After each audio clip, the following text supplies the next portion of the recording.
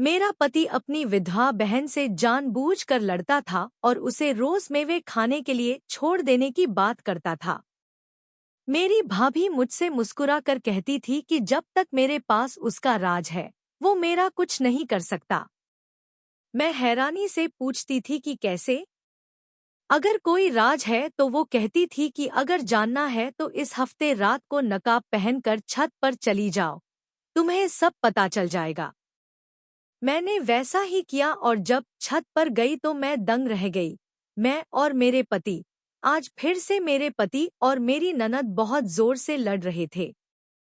मुझे समझ नहीं आ रहा था कि वे किस बात पर लड़ रहे थे। मैं कभी भी उनके झगड़े का कारण नहीं समझ पाई। हफ्ते में 2 बार लड़ाई होना लाजमी था और हर बार मेरे पति कमरे में आते और गुस्से में कहते कि यह औरत पागल हो गई है, मैं इसे बहुत जल्द छोड़कर पागल हो जाऊंगा। मैं हैरान थी कि आखिर ये दोनों भाई बहन क्या कर रहे थे। वो अपनी बहन को ऐसी पागल और नफरत भरी नजरों से देखता है जैसे दुनिया में उसके अलावा उसका कोई और नहीं था। मेरी भाभी विधवा थी और ज्यादातर वो हमारे साथ ही रहती थी, लेकिन शायद मेरे पति को ये पसंद नहीं था। ऐसा इसलिए था क्योंकि वो हमारे साथ यहीं रहते थे, इसलिए वो रोज लड़ते थे। मुझे अभी भी उनके झगड़ों का असली कारण समझ नहीं आया कि वो किस बात पर लड़ते हैं। मैंने अपने पति से कई बार पूछने की कोशिश की तो उन्होंने कहा, मैं हमेशा यही कहती थी कि उसे छोड़ दो, वो पागल हो गई है। बस किसी दिन मेरा मन करेगा तो उसे छोड़कर पागल हो जाऊंगी। जब भी मैं अपनी भाभी से पूछती तो प्लीज पहले मुझे बताओ, तुम्हारे और भैया के बीच कितना प्यार होता होगा। अचानक क्या हो गया कि तुम दोनों एक दूसरे की शक्ल भी नहीं देखना चाहते और पागलों की तरह तुम्हें छोड़ने की बात करते हुए मेरी बहन मुस्कुरा कर कहती थी कि चिंता मत करो, वह मुझे तब तक ऐसे ही बाहर रखेगी जब तक मेरे पास उसका राज है। मैं नहीं पा सकती, वह मेरा बाल भी बांका नहीं कर सकता। इस घर में शादी हुए मुझे 6 महीने हो गए हैं। यह शादी पूरी तरह से मेरे माता पिता की मर्जी से हुई थी। शादी से पहले मैं अपने पति और देवर को अपनी शादी तक नहीं जानती थी, इसलिए वह शादीशुदा थी और अपने घर में खुशी खुशी रह रही थी। मेरे माता पिता ने भी यह सोचकर मेरी शादी कर दी थी कि लड़का घर पर अकेला है और हमारी बेटी खुश रहेगी। मेरी सगाई और फिर शादी बहुत जल्दी हो गई। मेरी भाभी को परेशान हुए अभी 2 महीने ही हुए थे। उनके पति की मृत्यु हो चुकी थी और वो हमेशा के लिए विधवा बनकर हमारे घर आ गई थी। मैं तो ठीक था, लेकिन फिर धीरे धीरे मैंने नोटिस करना शुरू किया कि 2 बहनों और भाइयों के बीच नफरत बढ़ती जा रही थी और उनके बीच छोटी छोटी लड़ाइयाँ होने लगी थी। पहले तो मुझे लगा कि शायद मेरे पति हमारी निजता में दखल दे रहे हैं। उन्हें इस बात से परेशानी होती है और इसीलिए उन्हें अपनी बहन का आना पसंद नहीं है, लेकिन मैंने उन्हें भरोसा दिलाया कि वैसे भी उनकी बहन के आने से उन्हें कोई परेशानी नहीं है और वो जवान हैं। शायद कुछ समय बाद अगर वो हमेशा हमारे साथ होते तो हम उनकी दूसरी शादी करवा देते। यहाँ तक कि मुझे यहाँ पर रहते हुए 1 साल हो गया था। मुझे उनसे कोई परेशानी नहीं थी और यह बात मैंने अपने पति को भी साफ तौर पर बता दी थी। हालांकि मेरी माँ ने मुझे कई बार कहा था कि अगर तुम्हारे पति और दामाद के बीच में कोई लड़ाई होती है तो तुम इन झगड़ों को बढ़ावा दो और इन भाई बहनों के बीच में नफरत पैदा करो और इनके रिश्ते को कभी भी ठीक न होने दो, ताकि वह बहुत जल्द ही अपनी भाभी को इस घर से छोड़कर चले जाएं। लेकिन मैं ऐसा नहीं चाहती थी, इसीलिए मैंने ऐसा ही किया। मुझे जो अच्छा लगा वो ये था कि मेरे जीजाजी से मेरे बहुत अच्छे संबंध थे, जिसे मैं कभी खराब नहीं करना चाहती थी। वो मुझे मेरी बहनों की तरह ही प्यारे थे, पर दूसरी तरफ मेरे पति का अपनी बहन के प्रति रवैया मुझे समझ नहीं आया। उन्हें तो चिंतित होना चाहिए था, पर वो भूल गए थे कि उनकी एक बहन भी है और जानबूझकर लड़ाई के बहाने से उसे ढूंढते और फिर कमरे में आकर मुझसे कहते कि अब मैं उसे पागल होने के लिए छोड़कर वापस आ जाऊंगा। पर मेरे जीजाजी के कहने पर उनके अनुसार जब तक मेरे पति का राज उनके पास है, वे कुछ नहीं कर सकते। शायद इसी राज की खातिर वे अब तक चुप थे। मेरी हालत ऐसी नहीं थी कि मैं चुप रहकर उनकी बातें सुन पाती, वरना शायद अब तक मुझे इस राज के बारे में पता चल जाता। कुछ न कुछ तो होगा। मैंने सोचा कि सब कुछ सुनने से अच्छा है कि मैं अपनी भाभी से पूछ लूं। वह बोली, सही और उपयुक्त अवसर आने दो, मैं तुम्हें सब कुछ खुद ही बता दूंगी। इस तरह दिन बीतने लगे। मैं जीवन में खुश और ठीक था। बस मुझे इस बात की चिंता रहती थी कि बहन भाइयों के बीच का रिश्ता फिर से स्थापित हो जाए, और इसके लिए मैं अपनी तरफ से हर संभव प्रयास करता था। लेकिन बहन भाइयों के बीच के समय में रिश्ते और भी खराब होते जा रहे थे। तंग आकर मैंने अपनी कोशिशें छोड़ दी थी, क्योंकि अब मेरी तबीयत ठीक नहीं थी। जब उसने सुना कि वह मौसी बनने वाली है तो बहुत खुश हुई, क्योंकि उसके खुद के कोई बच्चे नहीं थे, इसलिए वह मेरा बहुत ख्याल रखने लगी। लेकिन जब मेरे पति को इस बारे में पता चला तो उसने मुझसे दूर रहने से साफ मना कर दिया और मेरे होने वाले बच्चों को अपने काम से मतलब रखने दिया, जिसके कारण अब मुझे खुद का और अपने बच्चों का ख्याल रखना पड़ा। काम भी हमें खुद ही करना पड़ा। हमारा घर बहुत बड़ा था और 2 घर थे। एक घर में हम रहते थे और दूसरे घर में मेरी भाभी रहती थी। मेरे पति के माता पिता पहले ही मर चुके थे, लेकिन वो दोनों घरों में ही रहते थे। बहनों और भाइयों के लिए अलग अलग खाना बनता था ताकि कोई गलत काम न हो जाए। एक बार ऐसा हुआ कि मैं अपनी माँ के घर पर थी और मैंने तय किया था कि मैं लंबे समय तक वहाँ रहूंगी, लेकिन मुझे यहाँ अकेलापन महसूस हुआ। जब कोई आराम नहीं मिला तो मैंने अपने घर वापस जाने की सोची। इसीलिए मैं अपने पति को सरप्राइज देने के इरादे से बिना बताए घर आ गई। शायद पोषाहार पर ताला लगा था, इसीलिए मुझे अपनी ननद के पोषाहार पर जाना पड़ा। जब मैंने उसे बताया कि मेरे पति इस समय घर पर नहीं है, तो वह हंस पड़ी और बोली कि वह तो घर पर ही है, तुमने दरवाज़ा जोर से नहीं खटखटाया, चलो मैं भी साथ आती हूँ। तुम साथ लाए थे और जोर जोर से दरवाज़ा खटखटाने लगे। मैंने अपने पति का चेहरा देखा, लेकिन मुझे देखकर वह बहुत घबरा गया। देखो, तुम्हारे पति तुम्हारे घर पर हैं। वह खुद चली गई, लेकिन मुझे अपने पति को देखकर कुछ शक हुआ। अगर घर पर हैं, तो वह इतने घबराए हुए क्यों हैं? तो उन्होंने पहले दरवाज़ा क्यों नहीं खोला? मैंने कई बार दरवाज़ा बजाने की कोशिश भी की थी। जब मैं कमरे में जाने लगी तो मेरे पति ने मुझे अंदर जाने से रोक दिया और कहा, अभी घर के अंदर मत जाओ, मैं उसे सचेत कर दूंगी। उसे देखते ही उसने बात संभाली और कहा कि कमरे में कॉकरोच है और तुम डर रही हो, दूसरे कमरे में जाकर आराम करो, तब तक मैं कीड़ों को खत्म कर देती हूँ। मैं दूसरे कमरे में आ गई, लेकिन पता नहीं क्यों मेरे दिल को इतनी शांति नहीं मिल रही थी। मुझे लग रहा था कि जरूर कोई बात है जो मेरे पति मुझसे छुपा रहे हैं। शाम को मैं अपने पति से छुपकर भाभी के पास गई और उनसे पूछा कि मुझे वो राज बताओ। मेरे पति का राज तुम्हारे पास है, क्योंकि अब मुझे भी लगने लगा है कि जरूर कुछ हुआ है और वो मुझसे कुछ छुपा रहे हैं। मेरे देवर कहने लगे कि अगर तुम्हें ये राज जानना है तो वीक नाइट में नकाब पहन कर आया करो। इसे पहनकर रात को छत पर चली जाना, सब पता चल जाएगा।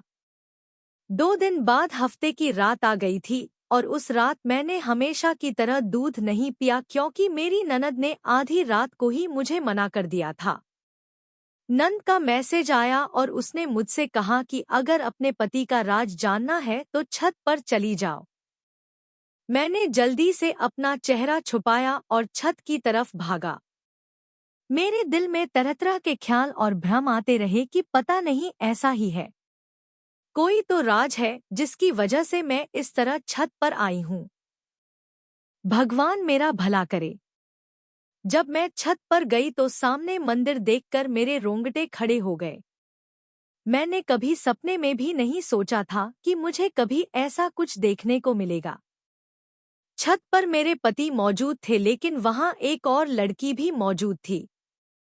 इससे पहले कि मैं बेकाबू होकर आगे बढ़ पाती और उन दोनों को रंगे हाथों पकड़ पाती, किसी ने मेरा हाथ पकड़ लिया और पीछे खींच लिया। मेरी ननद मुझे कहने लगी कि अभी सही समय है। नहीं, मुझे चैन नहीं मिल रहा था।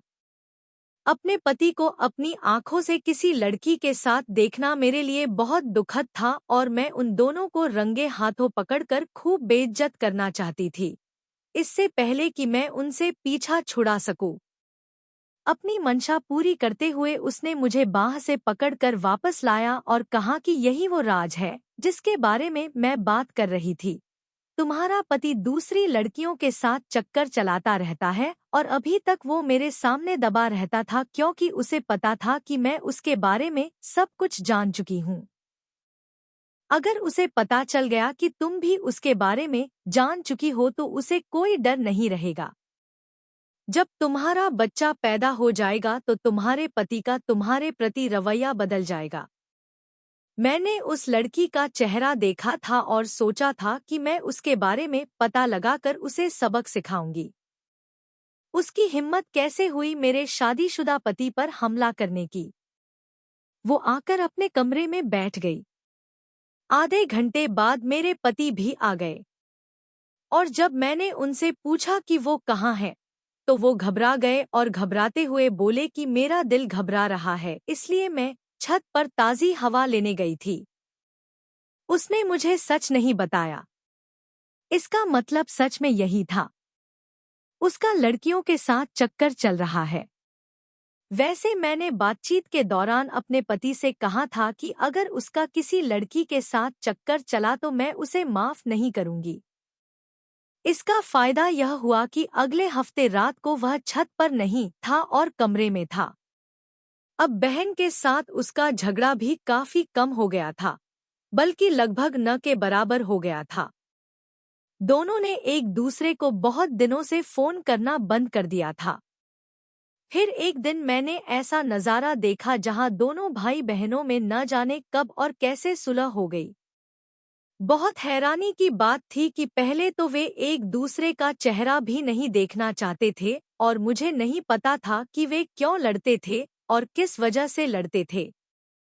जिस शर्त पर सुलह हुई वो दो बहन भाई के बीच का मामला था और जब मैंने फ़ोन करके अपनी माँ को इस बारे में बताया तो उन्होंने मुझसे कहा कि मुझे उन पर नज़र रखनी चाहिए और तुम्हें पहले पता लगाना चाहिए कि उनके बीच क्या होगा। मेरे अंदर क्या चल रहा था और अभी क्या चल रहा है, कहीं ऐसा न हो कि तुम्हारी मूर्खता की वजह से तुम्हें कोई नुकसान हो जाए। अम्मा की बात मुझमें मजबूत थी, इसीलिए मैंने उन दोनों पर नज़र रखनी शुरू कर दी। कभी कभी मुझे लगता था कि यह दोनों वास्तव में सुलह कर चुके हैं और एक दूसरे को अतीत के लिए माफ कर दिया है और एक दूसरे को गले लगा लिया है, लेकिन दूसरी ओर मुझे लगा कि वे दोनों सिर्फ दिखावा कर रहे थे, अन्यथा वे अंदर से अभी भी एक दूसरे के खिलाफ थे। उस दिन मैंने उन्हें बाजार से जाते हुए देखा। बच्चों के लिए कुछ जरूरी खरीदारी करनी थी और मेरी भाभी घर पर नहीं थी, इसलिए मुझे मजबूरन अकेले ही बाजार जाना पड़ा। मैंने अपनी भाभी को फोन किया और पूछा कि वह कहाँ है, तो उन्होंने कहा कि वह किसी जरूरी काम से बाहर गई है।